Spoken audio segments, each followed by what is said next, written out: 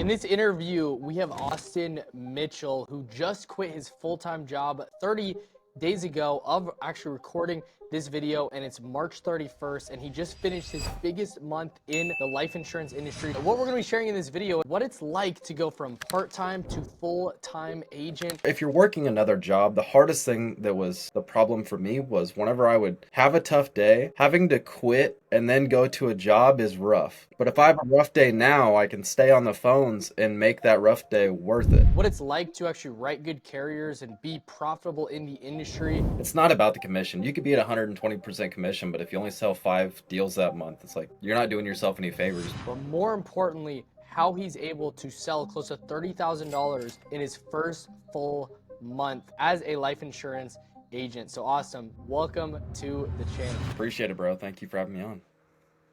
Of course, dude. Well, it's cool because we've obviously known each other for a little bit, made some interviews like Yeah. this, but more importantly, like, this is going to be focused on you, right? Like, focused on how you quit your job, what that was like, but then also the transition to being a full-time agent. So I just want to start off like, okay, we're just finishing the month. What did you end up submitting this month in production in final expense? I think I was just shy of like 27,000 by just a few, so missed it right by the mark. Yeah, there you Close go. enough. So, yeah, for sure. So that's right there. I mean, we're looking at a solid like after or before obviously chargebacks, but those are going to come, right? I mean, we're probably looking in the ballpark of, let me see, ballpark of I mean, $7,000 to $8,000 in actual commissions, Yeah. assuming a 75% persistency, which that should be higher. And so one of the things that we talk a lot about in our free lead agency is like, okay, getting to the spot where you can actually transition to being full-time, have as little risk as possible, but then also being able to track to be able to make 6 figures net after chargebacks and things like that. What was the transition like going from part-time to a full-time agent? Well, I mean, I did it for a full month part-time and working a second job and just going at it. Um, and I think that was so February doing it part-time. I think I submitted about 13,000, 12 to 13,000. And so I Yeah. was confident in the process. I was confident in my ability to close the leads and work the free lead system. And then so Yeah. transitioning into full time, it's like I was already confident that I could close. I was already confident that the lead source worked and that the model you've laid out with the free lead agency was just easy to essentially go right into. So really the biggest transition for me was just not working another job that I was used to for so long. And just being Yeah. able to devote all my time into this, being able to for me, and if you're working another job, the hardest thing that was the problem for me was whenever I would have a tough day, having to quit and then go to a job is rough. But if I have a rough day Yeah. now, I can stay on the phones and make that rough day worth it and get a policy on the Yeah. board. So honestly, that was the biggest thing for me, going full time, was just being able to have more like time on my side in order to actually submit business and not have to essentially give up just due to a job that I would have to go to every single night. Yeah, for sure. So what did your schedule look like? So let's just start your first month in February, right? When we just started the free lead program, you're like, Johnny, I want to get on board. You've been a broker in the past. Now you're like in the free lead side. What's your mindset, or not mindset, but like what's your schedule like in that time? Being like having a job overnight, like talk us through your schedule and how you still were able to produce 13K. Yeah, so during that time, so we can just lay out like the month of February. So typically I would wake up and be on my computer, like be working by like 10 to 10:30 every single day, and then I have a family, so I have a wife and 2 kids. Like I'm not able to work like until like Yeah. 20 minutes before I had to be at work, but I would work until Yeah. 4 or 5 o'clock typically. You know, get done with this, eat dinner with the family, see my kids for a few minutes, and then I would head to work from 8 o'clock at night till 4:30 in the morning. And so get off there, sleep a few hours as much as I could, and fire it all Yeah. back up again the next day. But it was kind of brutal for sure. Yeah. What What's your advice to other part-time people, right? Because other people are going to be like, hey, I want to go, I want to start in the industry. I see the opportunity of it. I see I can make money in it.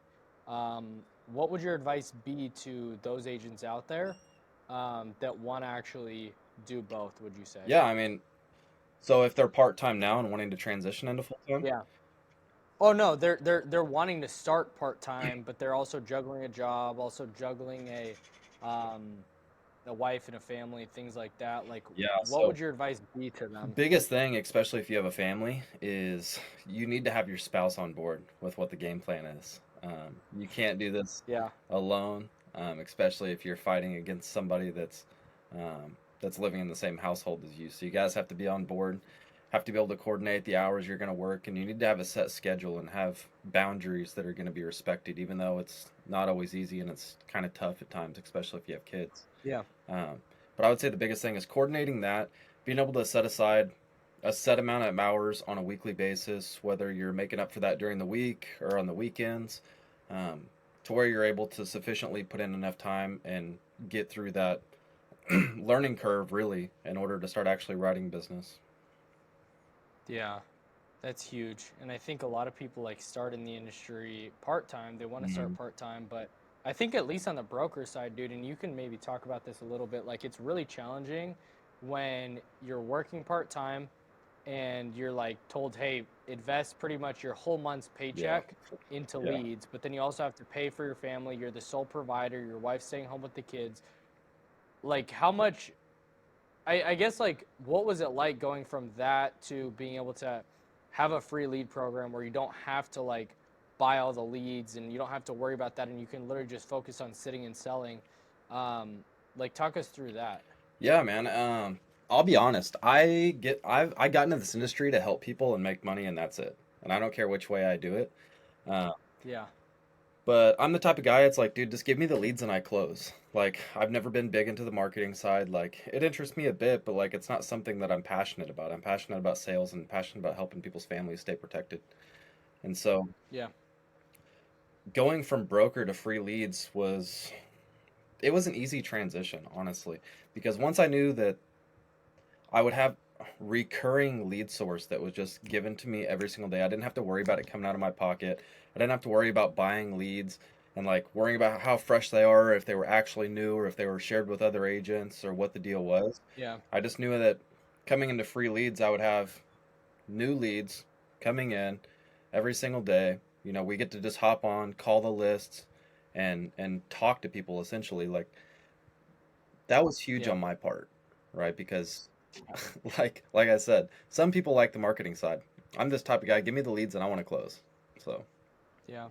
I remember when we started out like 3 years ago, it was tough because it's like you're having to like buy leads constantly and then you're at a lower comp and trying to figure all hmm that out together is just a lot because you're trying to go through the sales learning curve, you're trying to go through the insurance learning curve plus the business learning curve. So you have three different things that are working against you that you're not just a salesperson, but you're a glorified salesperson, but also you're a business yeah, owner.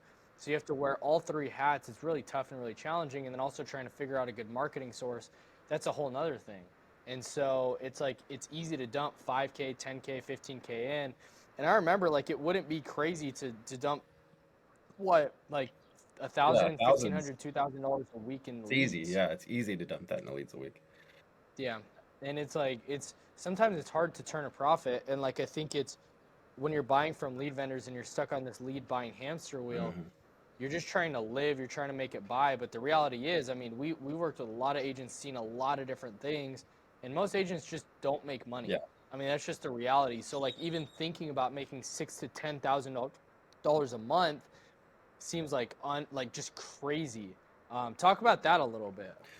Well, I think you have a great point because whenever you're brand new and if you're getting into this industry and especially if you're part time, like you have to be able to get through the learning curve. Like you have to learn how to do the script. You have to learn how to be comfortable Yeah, with it.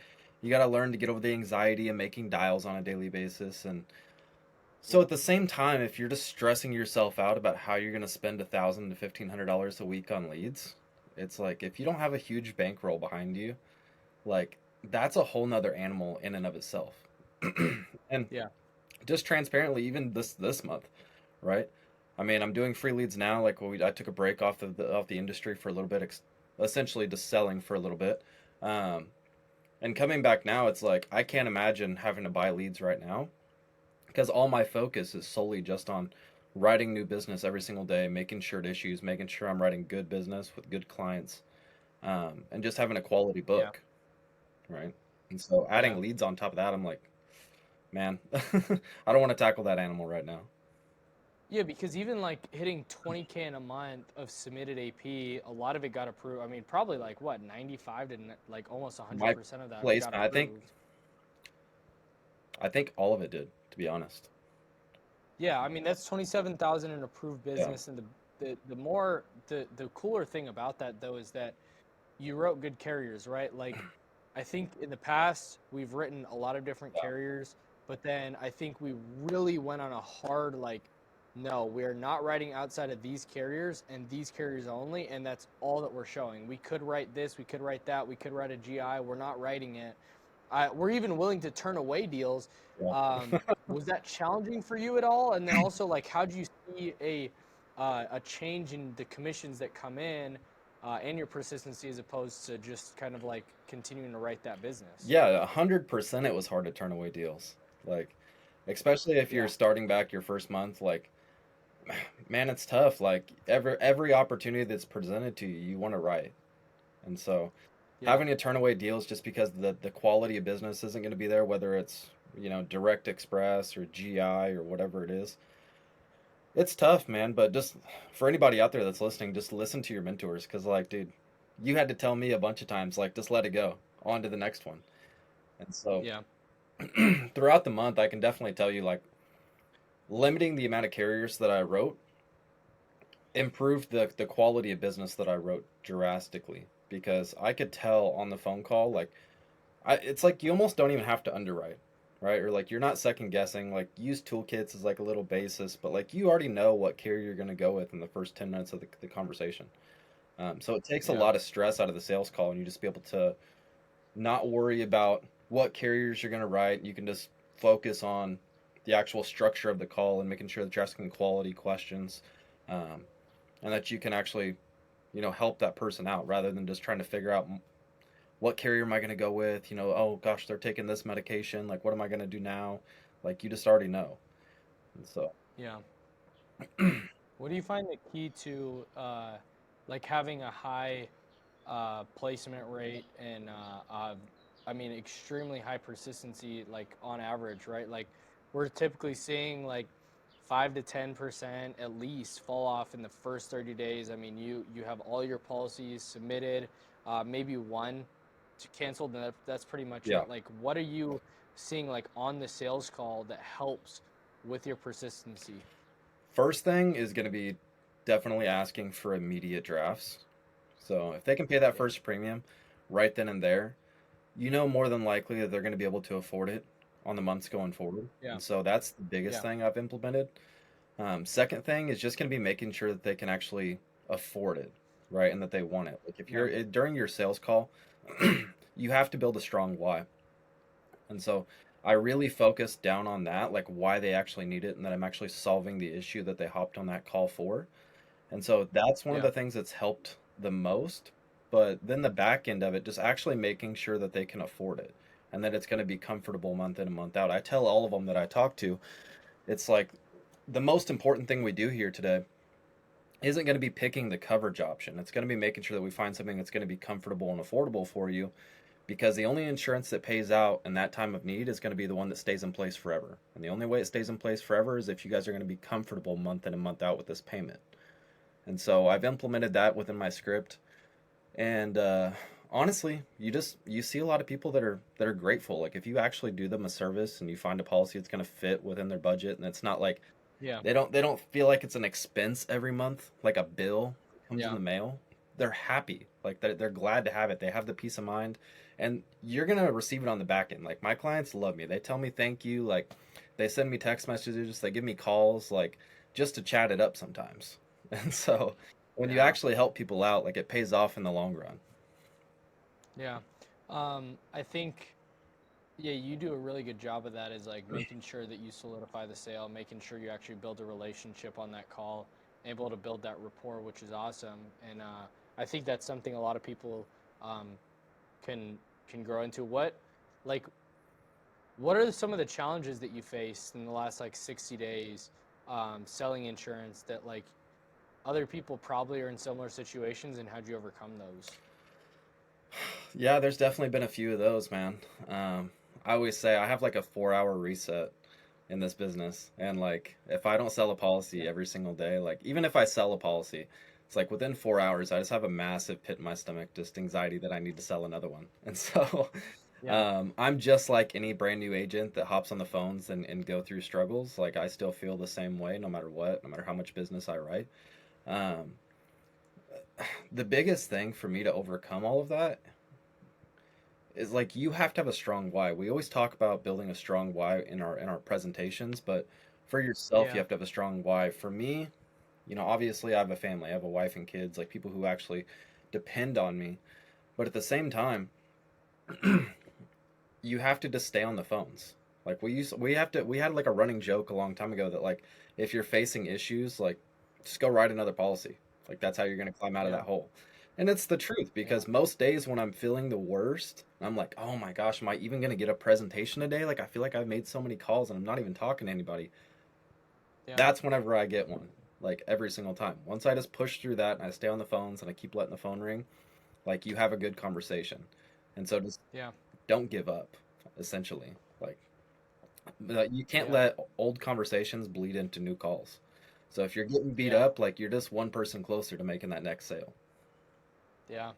We have that next mentality, right? Yep. Like as like we inside the agency, it's like the like we're dial dogs, right? Like that's our identity. That's who we are. We're being honest. We're like doing the things by the book. We're helping clients. We're following the process we need to. We're relentlessly or hardworking, things like that. But we're willing to do one more. But also, one of the big things that I've really tried to like help you guys with, and more importantly, you, right, as we've worked together at a really high level together one to one um, is the next mentality, right? Yep. Because like there's an agent that closed 1,100 a month deal, right? Like a $13,000 deal on Friday, and it's like okay, she if she took her that mindset into that call, I mean, like a bad mindset, and say she didn't close the day before, she takes that in there, all of a sudden Yeah. she doesn't close it, right? And so like it's about your mentality. You have to take that mentality in. What are you doing on a day-to-day basis to make sure your mentality and your mindset is like rock solid? What are you doing? So the next mentality, man, I feel like it grows the more business you write. Like once you have it solidified in your head that like you can actually do this business and like you know that you're gonna write policies. Like if I have a bad day and I don't write a policy, like I still feel like crap. But I know statistically over the numbers that I've tracked over like a 2 month span that it would be very, very, very unlikely for me to go 2 days without making a sale, right? Yeah. And so what I do to keep like honestly what I do in my routine to stay in a good mentality, man, is I do a lot of prayer. I'll be honest. Like I wake up in the morning, I pray for abundance, like I pray for to keep a level head throughout the day. And man, I just talk to God a lot, even if I'm having a tough day in the middle. Like sometimes I'll just turn my camera off and like spend like 5 minutes in prayer, and just get a level head and stay back at it because it does get you That's from huge. time to time. So important. Yeah, for sure, dude. I like that. So I'm curious if this ever crossed your mind. Like, is there an ego thing that like you had to let go of, right? Because I'm sure that people are watching this that are struggling as brokers, that are trying to make money as brokers, and then they're like, dude, like if I'm giving up all my comp to go to a free lead program, which is not statistically you're going to make more money as a free lead agent than a broker. I think the challenge is a lot of times brokers though. What's going to happen is you fall in love with this dream Yeah. that you could make 100K a month, you could do whatever. You hear about these stories, but the reality is, I mean, what 99.9% of people are not doing that, and most people are going broke. Was there ever an ego that you had to like set aside to like actually go into the free lead program and like even though your comps cut, be like, hey, as long as I can sit and sell, I'm actually going to make more money. Like, what Yeah. was the click there for You you? know, it's funny. This is a hilarious thing, and I've had comps all the way up to 125% at times. But I've Yeah. made the most money when I've been at lower comps every single time. Every single time I take a hit in commission, I always end up making more money. So it's for anybody that's watching this, if you're looking at an agency or if you're with an agency, the only thing I tell people is that just go with the one where you feel like you're going to make the most sales. Because, like, that's what turns into Yeah. money. It's not about the commission. You could be at 120% commission, but if you only sell 5 deals that month, it's like you're not doing yourself any favors. But if you're at 50, 60, whatever the comp is, and you make 30 sales, like, you're going to make more cash flow. And so it really just Yeah. depends on what somebody's goals are. But as far as the ego going towards that, I've been in this situation before. Like, I knew and I was confident in the system that I was going to be able to make more sales doing it this way rather than just trying to figure Yeah. everything out on the broker side. And so for me, it was kind of an easy choice, just to be fair. Yeah, that makes sense. I know some people like that I've talked to is like they're stuck in that mindset of like, but I'm giving up comp. It's like, okay, but you're also haven't made money for the past 6 months, 12 months, Exactly. 18 months. Like, how long have you been in the industry? 2 years. Okay, and your comp stayed at what? 120. Okay. Yeah. Well, why haven't you not made money? Why are you still like it just doesn't make sense. And so I think sometimes you got to take a step backward to take a step forward and like you have to go back to the basics, right? Like, yeah, you're not saying no to 100K a month, but you're saying yes to a small stepping stone to be able to get there. Because I think what's tough also about like just becoming a broker is that you have to figure all these things out and like you're building all these bridges and you're half building all these bridges. So you marketing dabble a little bit into that, watch a YouTube video, buy a course, whatever. It's like try to do marketing but don't go all in. Then you're like, okay, I need to focus on sales. And so you try that, read a few scripts, take some, and you start asking those questions. You're like, okay, increase sales. Now I can focus on the business side or whatever, right? And so you're building all these different things, or I need to change the agency, I need to change the upline.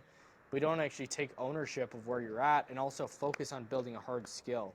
I think that's one of the things that I've seen that like if you focus on building a hard skill and you just become a monster at sales and you become an absolute savage at sales, you will never be in lack in the future, right? Yep. If you actually learn how to master sales, um, is there a confidence or like what's kind of your like mentality that's changed over the past 30 days, going from like a little nervous to like going full time and now you're like actually doing it now?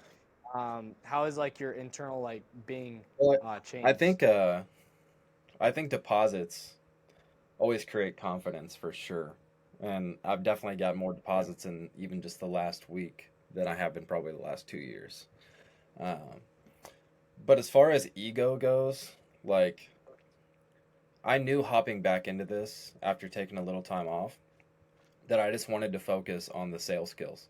And I wanted to focus on yeah, like, actually sharpening the sword and like getting my craft in yeah, place. And I've done that a few times, right? And I've been doing this for a while. It's not like I don't know what I'm doing, but at the same yeah, time, sometimes you just need stuff to be tweaked. And so, take for an example, there was like a couple weeks ago where I had gotten like three I want to think about it objections towards the end of my presentations, and like that was like an odd thing. Like I shouldn't get it. I want to think about it towards like when I show numbers, but I did like yeah, 3 times in a row. And so I submitted call reviews over to you guys, and I let you and Max rip me apart on that thing for the whole presentation, yeah, which I needed that. And then I took that information you guys gave me and overcame the next one and made the sale.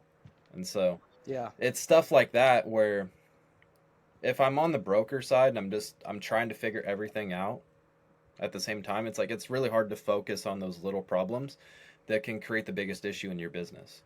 Because most yeah, of the time it is the little stuff, like it can be something very small in your presentation that can create the biggest problems, like as far as yeah. objections go. So not having to worry about that and just being able to implement the training you guys provide was like honestly that's probably acquainted to like a lot of the success this month for sure. Dude, that's huge. I'm looking here. So you've submitted, let's see, it was your average case right now, dude, is 1150, which is huge, right? So that's obviously increased. So like it started off lower. It was under 1,000. Now it's like 1150. You close a what $3,000 deal Yeah, on Saturday, 36 or instant something. approval, which is cool. Yeah, $3,600, right? Yeah. Instant approval, boom.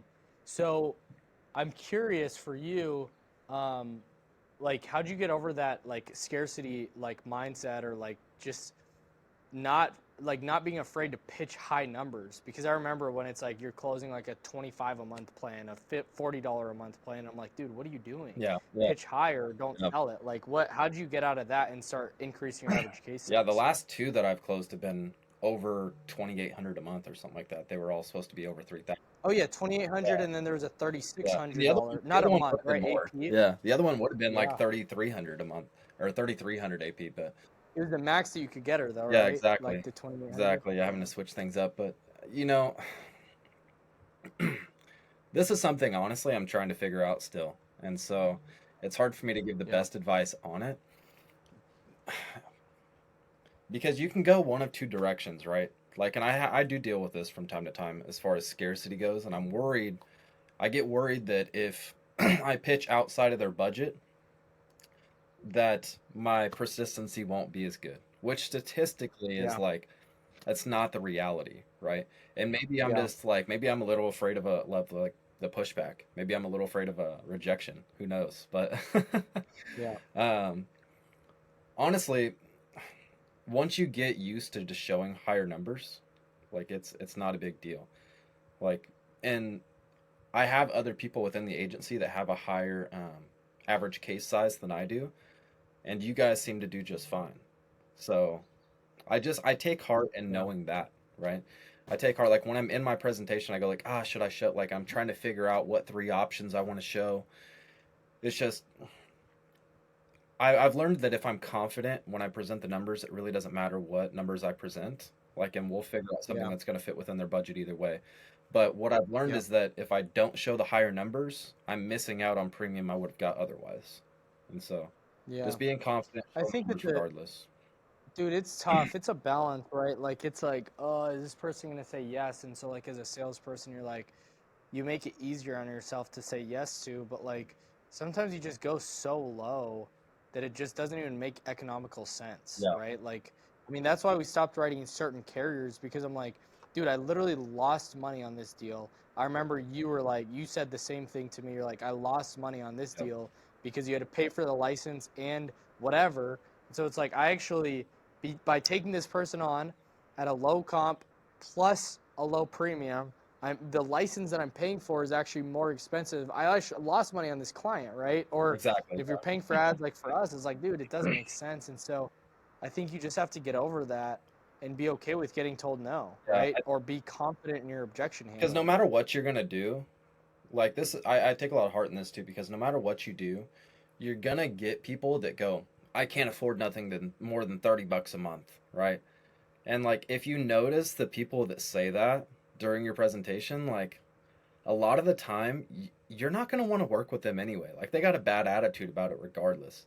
It's like you think they're going Yep. to be a good client going down the road, like if you need to service that policy or if anything happens or something messes up with the billing, it's like, man, I just you don't even want to mess with them. So now it's Yep. like for me if they're and I don't mean this in like a negative way, but if they're below a certain threshold as far as like what their comfortable budget is, it's like I don't even want to write them.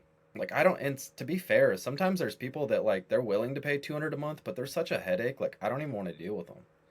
Uh, Yeah. and that may sound kind of That's bad, but important. like in order for you to consistently write business at a high level, like you need to have good clientele too. Because if you're having people that are calling you constantly, headache clients that are needing to change this, that, like they feel like they want to cancel their policy, whatever it is, it's like and you're just having all that bad negative energy piled on top of you. It's going to be hard to stay positive and make sales consistently. And so having Yeah. people that are like you just got to be you got to pick and choose, right? And Yeah. it's a hard balance. I've It's a hard balance. Yeah, I've personally found though that like people under like 60 a month Hmm. are some of the biggest headaches. Like it's just it's because it's so little money and they hold on to so little that like even another extra $15 bill that comes up or $30 bill, is like, oh, I can't afford it anymore, as Yeah. opposed to like somebody who can afford comfortably 140 a month, that are like, oh, cool, this is like, yeah, it's not, I'm not even blinking because of it. Like I remember last Saturday, the person was like, um, yeah, I mean, I'll give you 140 today. I Yeah. mean, that's not a big deal because I get paid this week. I'm like, cool. Yep. That's like literally perfect client, right? And it's not a coincidence. And it was really took me a while to understand this. But just because you sell the lowest doesn't mean your persistency is going to be the best. So it's important not to just push deals through just for the sake of it, but actually push deals through that are actually going to last, Yeah. right? That you're Yeah. actually doing the client a solid. Exactly. Yeah. Because to be fair, man, like, how do I put this? Like, all these people, they do need insurance, right? But at the same time, like, I have to be a good insurance agent. And so, if for me to do Yep. that, like, I have to pick and choose who I'm going to take on. Um, and, you know, they're going to get insurance through somebody else. Like, these people fill out ads on the daily basis. Like, somebody will write them a policy. Like, it doesn't have to be me. Right. Yep. And you're right. Like, the people who can afford the highest premiums typically are the easiest to work with. Just like that one I wrote, it was like I don't remember, $314 a month or $360 a month, something like that. Um, Dude, that was the easiest I've ever gone through an app. He's like, "Oh, DocuSign, cool." He was done with it before I finished mine, right? He's Yeah. like, "Yeah, you want it through?" He's like, "What are you gonna send it? Email or text?" I got them both pulled up right here. It's like, you know, It's huge. yeah. So it's not to say that the people who can only afford, $60 a month are going to be bad clients. A lot of the time, they are really good clients too. Um, Yeah. but I think a lot of it, you have to. I think their attitude plays into it a ton as well. I'm just gonna Yeah. be fair. I'm gonna be fair. I don't like if they're grumpy and they're like they have a negative connotation about even putting insurance in place. Like I'm not gonna push them across the line to do that. Yeah. But at the same time, you need to have the sales skills because a lot of the time, these people get blown up. They get blown up. Their phones they ring 25, 30 times a day, and so Yep.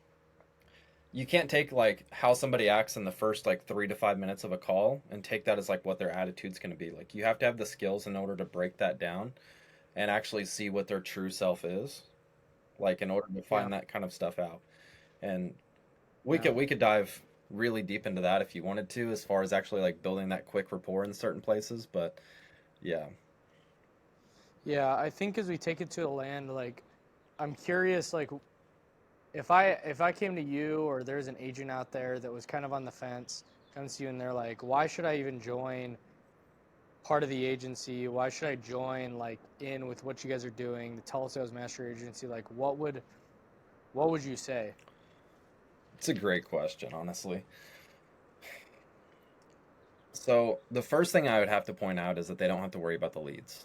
That's the biggest thing for me. Yeah. Yeah, I'm gonna be honest. I'm a terrible leads guy. Like I just want the leads delivered, and I just want to be able to call them. Second Yeah. one's gonna be though we have world class training for sure, and I think we even there's at times I get annoyed how much training we have, but it does me good, right? But I'm like, Yeah. dang, like we have typically 2 training calls a day, and Yeah.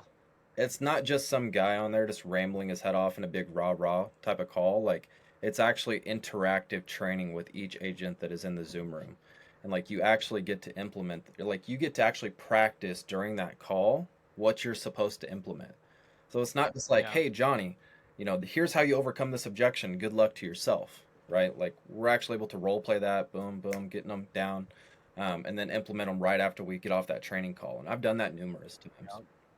And then the Yep. last thing that would be is just this may sound so cliche, but just culture, right? Like we have a lot of great people in our agency and like we have a lot of great running Yeah. buddies. Like some of my best friends are within this agency for sure that I talk to on a daily basis. Like and we can run those things up and it's having just friendly competition.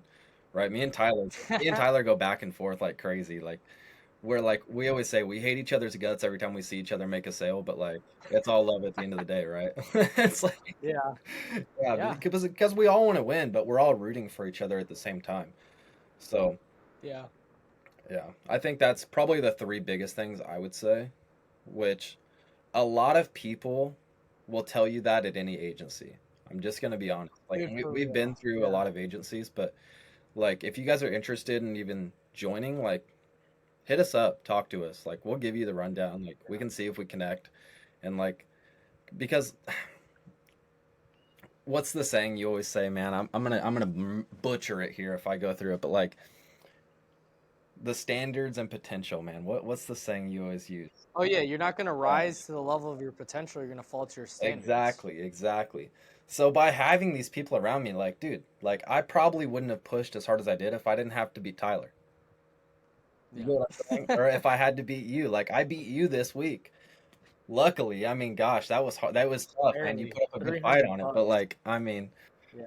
at the same time, like, I wouldn't, if I didn't have anybody else around me to push me to get to that level, like, I just wouldn't get there, to be honest. Yeah. And you have to have good running Yeah. buddies. Like, you have to have good culture and people who actually want to see you win, not just because they're going to get an override.